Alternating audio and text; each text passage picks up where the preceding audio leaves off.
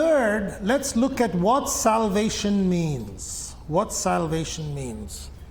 We looked at the human condition and we looked what God has done. And God has offered us a way out of our predicament. Okay? What is involved in salvation? Well, to know what is involved in salvation, we need to know what sin has done. There are at least two consequences of sin. Okay? One is a legal consequence. We have broken the law and therefore we deserve death. So a verse that we read earlier, Romans chapter 6 verse 23 says, "For the wages of sin is death." We have broken the law through sin and we deserve death. Let's read another verse. James chapter 2 verse 10. James chapter 2 verse 10. "For whoever keeps the whole law but fails at one point has become guilty of all of it." As far as God is concerned, if we break the law one time, we are a lawbreaker. And because God is so holy, even one sin, the smallest sin, is incompatible with the holiness of God. A second consequence of sin is a relational consequence. We have broken the relationship with God. We have broken the relationship with God.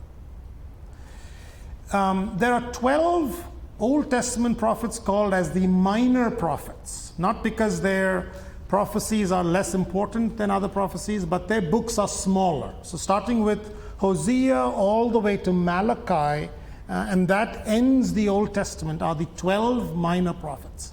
So the book of Hosea talks about this prophet by the name of Hosea, and God tells him to do this unthinkable thing. Tells him to go marry a prostitute. And he goes and marries this woman, and this woman continues to do what she has been doing all along.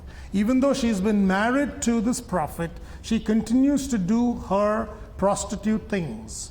And so God tells him to continue to love her in spite of what she is doing.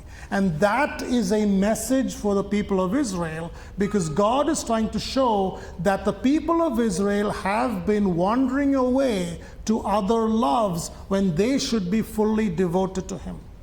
It is a break in the relationship. Now let me give you two examples to show you the difference between a legal issue and a relational issue.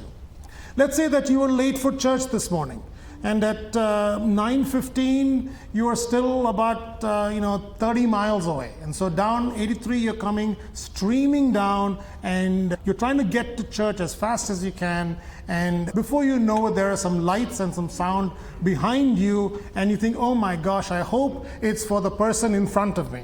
And it's not. You pull over to the slow lane and the cop pulls over. You pull over to the side and the cop pulls over. And the cop comes behind you, they stop the car, and you open the window, he comes and says, you've been going at 70 in a 55 speed limit lane. So I'm going to give you a ticket. And of course, when that happens, you try to beg without begging. You do whatever you can, even the most silliest, ridiculous excuse, you try to make it into a plausible excuse. And you try to say, oh, I'm going to church, I'm a good person, whatever excuse you have planned already.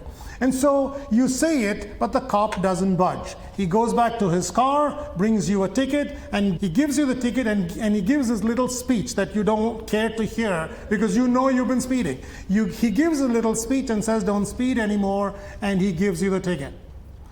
There is something that the cop does not say. He does not say, here's the ticket, you broke the law, you hurt me. You see, it is not a relationship. It is a legal issue. You broke the law, here's the ticket. Let me give you another scenario. Let's say that a husband is unfaithful to the wife, and she finds out about his texts and his phone calls, and she confronts him. You know what she doesn't say? She doesn't say, on the marriage certificate, it's your name and mine. You signed your name and I signed my name. And you said that till death, you will love me till death do us part. She does not say that. You know what she says? She will say, "You hurt me."